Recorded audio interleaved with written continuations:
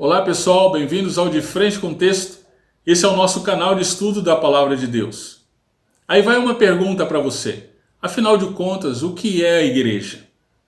Nós nos encontramos várias vezes na semana, 1, 3, 5 vezes por semana até. Mesmo em tempo de quarentena, nós falamos uns com os outros por meio do telefone, WhatsApp, nós temos reuniões online. Então vale a pena a gente pensar, afinal de contas, a que serve a igreja? O que é a igreja? Qual é o seu propósito? Bem, ninguém mais tem autoridade para responder essa pergunta senão a palavra de Deus. E o texto de hoje, 1 Pedro capítulo 2, versos 6 a 10, responde de maneira maravilhosa a essa pergunta. Então vamos ao texto, vamos de frente com o texto. 1 Pedro 2, 6 a 10.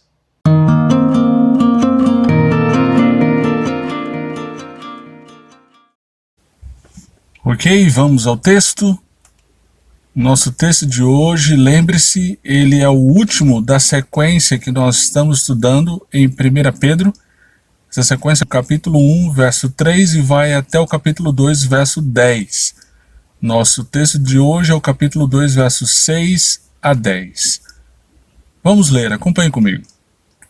Pois isso está na Escritura. Eis que põe em Sião uma pedra angular, eleita e preciosa, e quem nela crer não será envergonhado. Portanto, para vocês, os que creem, essa pedra é preciosa. Mas para os descrentes, a pedra que os construtores rejeitaram, essa veio a ser a pedra angular, e pedra de tropeço e rocha de ofensa. São estes os que tropeçam na palavra, sendo desobedientes para o que também foram destinados. Vocês, porém, são geração eleita, sacerdócio real, na santa, povo de propriedade exclusiva de Deus, a fim de proclamar as virtudes daquele que os chamou das trevas para sua maravilhosa luz. Antes vocês nem eram povo, mas agora são povo de Deus. Antes não tinham alcançado misericórdia, mas agora alcançaram misericórdia. Amém. Vamos orar. Pai eterno, nós queremos te dar graças por teu Filho Jesus Cristo, o qual nos fez teu povo, sacerdotes do Senhor, geração eleita do Senhor. E isso não por conta dos nossos méritos, mas por conta da tua misericórdia, Pai. Senhor, abre os nossos olhos para que possamos contemplar a beleza do teu evangelho por meio desse texto e assim Cristo Jesus ser exaltado. No nome de quem nós oramos. Amém. Muito bem, perceba que esse texto, ele tem uma mensagem central, como todos os textos que nós temos trabalhado. E essa mensagem central é a seguinte: Cristo é o tropeço para aqueles que o rejeitam e a redenção para os que nele creem. Cristo é o tropeço para aqueles que o rejeitam e a redenção para aqueles que nele creem. Veja que o texto ele começa com a expressão pois, e isso deve nos chamar a atenção para a ligação, a conexão direta do texto do verso 6 com a perícope anterior, com o texto anterior, que é o capítulo 2, verso 1 a 5. Vamos lembrar do que se trata esse texto. A mensagem central desse texto é que, uma vez regenerados, abandone o pecado, deseje a palavra e aproxime-se cada vez mais de Cristo. E aproximando-se cada vez mais de Cristo, isso nos faz cada vez mais agradáveis a Deus. É Cristo que nos faz agradáveis a Deus, não é? É assim que ele termina lá o verso 4, dá uma olhada lá, verso 4 e 5, né? Nós oferecemos sacrifícios espirituais agradáveis a Deus, e isso por meio exclusivo de Cristo. Então é exatamente por isso que Pedro ele começa o texto posterior, no verso 6, com a expressão pois, né? Então essa expressão refere-se ao fato de que Cristo é o meio pelo qual a igreja é agradável a Deus. Então Pedro aqui no verso 6 ele vai fundamentar aquilo que ele está afirmando. E o fundamento que Pedro tem para afirmar o que ele afirma é as Escrituras. Não é a filosofia, não é a especulação, mas sim a revelação de Deus, né? E é interessante que nesse texto, do verso 6 ao verso 10, ele faz 3 citações do Antigo Testamento, uma alusão belíssima ao Antigo Testamento no verso 9. Nós vamos ver isso. Ele começa então com uma citação formal. Lá no verso 6 ele cita Isaías capítulo 28, verso 16. Vamos ver. Eis que ponho em Sião uma pedra angular, eleita e preciosa, e quem nela crê não será envergonhado. Pergunta, por que Pedro faz menção do profeta Isaías aqui? Vamos lembrar então do contexto de Isaías. O profeta profetizou a nação de Israel em um momento da nação em que era o pico da rejeição da nação em relação a Deus. A nação havia rejeitado a aliança que Deus havia feito com ela, havia quebrado essa aliança. Então, por conta dessa rejeição, dessa quebra, que se expressou ao longo de séculos por meio de vários e vários pecados, pecados de idolatria, pecados sociais, então Deus viria com juízo contra esta nação, contra a nação de Israel, contra o seu povo. Entretanto, em meio ao juízo existia esperança, e essa esperança era a pedra que o Senhor mesmo havia colocado. Em meio ao caos, quem nela se refugiasse, quem nela cresce, quem cresce nessa pedra, não seria envergonhado. Lembra muito o profeta Abacuque também. Por meio da profecia de Abacuque, o profeta diz que Deus vem com juízo contra o seu povo por conta do pecado. Não é? O profeta começa com a pergunta, Senhor, até quando? Né? E ele então, na sequência, ele alista esses pecados. Então Deus mostra que viria com juízo, mas em meio ao juízo, ainda assim havia esperança. Então, aquele que nele cresce, o justo viverá pela fé. Né? Então, aquele que nele cresce seria preservado em meio ao juízo. Então, é diante desse contexto que Pedro então transporta para os seus dias, e ele diz que esta pedra que foi posta em Sião pelo Senhor, essa pedra seria a pedra angular, ela era eleita e preciosa. Ele usa aqui a palavra eleição no sentido então de ungida. Essa pedra é Cristo, é Jesus Cristo. E quem nele crê, quem crê no ungido do Senhor, esse não seria envergonhado. Então, Pedro, na sequência, no verso 7, ele aplica isso aos seus leitores e também a nós. Ele diz, portanto, para vocês quem? Vocês que creem.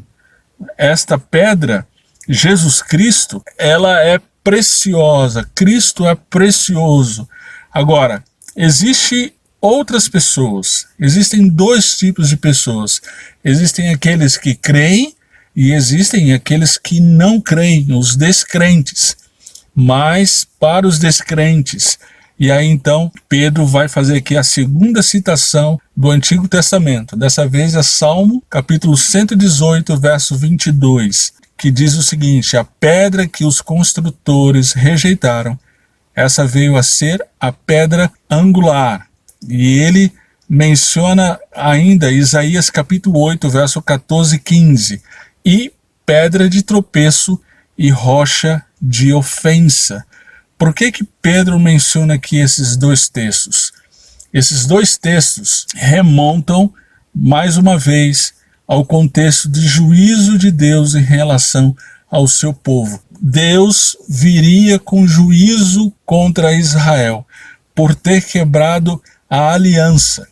A única esperança seria, então, se refugiar na pedra que o Senhor havia colocado como refúgio. Mas aqueles que rejeitam esta pedra, e aqui então é interessante que Pedro vai mencionar a pedra que os construtores rejeitaram. Ele menciona que os construtores, porque nos tempos antigos era prática os construtores fazerem uma avaliação das pedras, né? A pedra precisaria ter um formato específico. Então, toda pedra passava pela avaliação, né? Era o ISO 9001 da época, e se ela não estivesse naquela avaliação, então ela seria reprovada. Então, o texto está dizendo aqui que Jesus, ele passou por essa avaliação, né? E ele foi reprovado por esses construtores. Nós lendo o Evangelho, nós vemos que os religiosos da época, os fariseus e saduceus do povo de Israel, eles avaliaram Jesus. Eles avaliaram Jesus à luz do seu próprio coração incrédulo, e aí então vieram a rejeitar. Interessantemente que por conta essa mesma pedra que foi rejeitada, ela se tornou a pedra principal, a pedra fundamental, a pedra angular, né? Então, para eles, essa pedra que era a pedra principal, ela terminou sendo, olha Isaías 8, a pedra de tropeço e rocha de escândalo, ou rocha de ofensa. Ou seja, eles tropeçaram na pedra que eles mesmos rejeitaram, eles tropeçaram em Cristo, né? Então, olha a sequência do texto, é fantástica aqui a sequência, olha só. São estes os que tropeçam na palavra. Estes quem? Os descrentes, os que não creem em Cristo.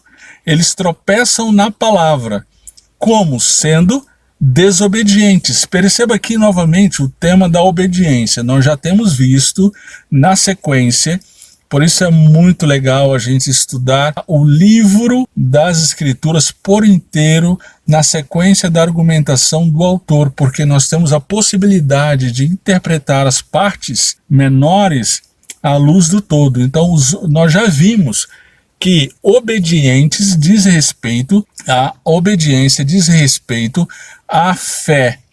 Aqueles que obedecem a Deus são aqueles que creem em Jesus Cristo, creem exclusivamente em Jesus Cristo. Então, ao contrário disso, os desobedientes são aqueles descrentes, para o que também foram destinados. Aqui a gente precisa prestar um pouquinho mais de atenção. Eles foram destinados para quê? Eles foram destinados para a desobediência, ou eles foram destinados para o tropeço? Bem, olha a sequência aqui. No verso 7, Pedro fala de rejeição. Depois, na sequência, no verso 8, ele fala de tropeço. E aí, tropeço, ele explica por conta da desobediência. Por fim, então, ele usa o para o que em relação a o que foram destinados. Então, esse destinados refere-se ao tropeço. Aqueles que rejeitam a Cristo, então eles são destinados a tropeçar na palavra, a tropeçar no Evangelho. E por quê? Porque eles foram desobedientes. Muito bem, ele continua aqui no texto, no verso 9, agora fazendo uma alusão, uma linda alusão ao Antigo Testamento. Nós vamos ver que alusão é essa. Ele volta então para o público inicial do verso 7. No verso 7, ele estava falando daqueles que creem, na sequência ele passou a falar dos descrentes, agora ele vai voltar então para falar dos que creem. Vocês, porém, nós que cremos no Senhor, nós somos geração eleita, sacerdócio real, nação santa, povo de propriedade exclusiva de Deus. Essa alusão é a Êxodo, capítulo 19, versos 5 a 6. Esse texto é é fantástico. Acho que vale a pena a gente ler. Olha só, verso 5. Agora, pois, se ouvirem atentamente a minha voz e guardarem a minha aliança, vocês serão a minha propriedade peculiar dentre todos os povos, porque toda a terra é minha. E vocês serão para mim um reino de sacerdotes e uma nação santa. São essas as palavras que você falará aos filhos de Israel. A ocasião, então, era a saída do povo de Israel. Havia 3 meses que eles tinham saído do Egito, e aí então eles estavam no deserto do Sinai, então ao pé do Monte Sinai, e ali Deus então chama Moisés, e aí ele ordena Moisés a falar ao seu povo. E o que ele manda Moisés falar ao seu povo são exatamente as palavras que Pedro menciona. Olha só o paralelo aqui: sacerdócio real com reino de sacerdotes, nação santa, propriedade peculiar dentre todos os povos. Então perceba que é uma alusão muito forte em relação a esse texto. Então, Pedro, ele identifica esta promessa com aqueles que creem em Cristo. O interessante é que geração eleita não está no texto. Por que será? Aí vai a minha posição. Pedro aqui identifica aqueles que creem como a geração eleita. A promessa foi feita, então, para aqueles que creram no Senhor Jesus Cristo, como a pedra angular, como a pedra principal da edificação do templo do Senhor, da igreja do Senhor. Então, nós que cremos somos a geração eleita. Então, sendo a geração eleita, nós somos propriedade peculiar do Senhor, nós somos um reino de sacerdotes, nós ministramos ao Senhor sacrifícios agradáveis a Deus por meio de Jesus Cristo. E nós somos uma nação separada exclusivamente para o Senhor. Agora, com que propósito? Olha só. A fim de que? Proclamar as virtudes. Que virtudes? Deus, ele nos chamou por meio de Jesus Cristo para nos retirar do império que nós estávamos escravos, o império das trevas, por conta dos nossos pecados, por conta da nossa rebeldia. Ele então nos tirou desse império e nos trouxe para o maravilhoso reino da sua luz. Que coisa linda, veja só. E aí, na sequência, ele diz, olha, antes vocês não eram povo, mas agora são povo. Então, não pense que isso aconteceu por conta de algum mérito, porque Deus viu alguma coisa em mim e em você que gerasse amor nele. Não. Nós nem sequer éramos povo dele, mas ele nos fez seu povo. E aí então ele conclui afirmando com todas as letras: nós não tínhamos alcançado misericórdia, mas agora nós alcançamos misericórdia do nosso Deus. Então a mensagem do Evangelho é que nós fomos transportados das trevas para a luz, e isso por conta da misericórdia de Deus, revelada por meio do sacrifício do seu Filho Jesus Cristo. Então nós, como povo exclusivo, como nação santa de Deus, nós fomos feitos assim, para proclamar as virtudes do Senhor. Cristo é o tropeço para aqueles que o rejeitam e a redenção para os que nele creem. Diante disso, nós precisamos pensar em algumas coisas. Em primeiro lugar, só existem 2 tipos de pessoas à luz desse texto. Existem aqueles que creem e aqueles que rejeitam a Cristo. Qual deles você tem sido? Perceba que eu não estou falando de acreditar que Jesus existiu, meramente acreditar que ele foi um bom mestre, um profeta e que deixou alguns bons ensinamentos para seguirmos. Não. Eu estou falando de colocar toda a sua confiança em Jesus, que sendo Deus, se fez homem e morreu por conta dos seus pecados, dos meus e dos seus pecados, e ressuscitou, e agora virá para julgar os que o rejeitam e levar para si aqueles que são seu povo. É disso que eu estou falando. Uma outra coisa, como povo de Deus, Você tem proclamado por meio de palavras e atitudes a misericórdia de Deus? Será que você tem sido uma agência de proclamação? Você, como povo de Deus, como igreja do Senhor, você tem sido uma agência de proclamação das misericórdias do Senhor na sua família, para os seus filhos, para os seus amigos, na escola, na universidade, no trabalho, onde Deus te colocou? Será que você tem proclamado? Será que você tem cumprido a sua identidade em Cristo?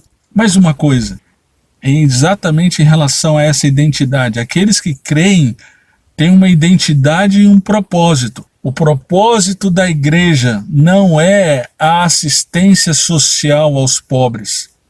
Embora isso seja importante e nós devamos fazer isso até por conta da derivação da aplicação do evangelho em nós, mas não é a nossa tarefa principal.